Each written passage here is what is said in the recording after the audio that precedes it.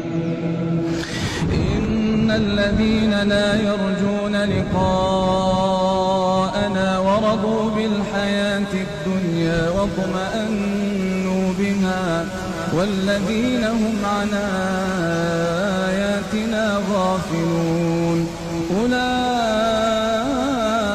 مأواهم النار بما كانوا يكسبون. إن الذين آمنوا وعملوا الصالحات يهديهم ربهم بإيمانهم تجري من تحتهم الأنهار في جنات النعيم دعواهم فيها سبحانك اللهم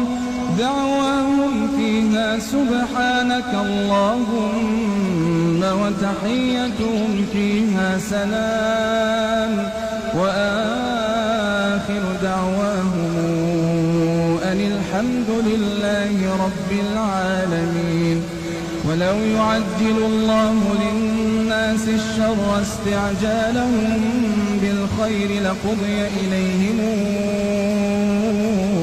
أجلهم فنذر الذين لا يرجون لقاءنا في طغيانهم يعمهون.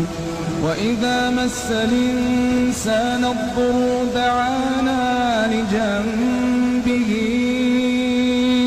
أو قاعدا أو قائما فلما كشفنا عنه ضره مر كأن لم يدعنا إلى ضر مسه كذلك زين للمسرفين ما كانوا يعملون. ولقد أهلكنا القرون من قبلكم لما ظلموا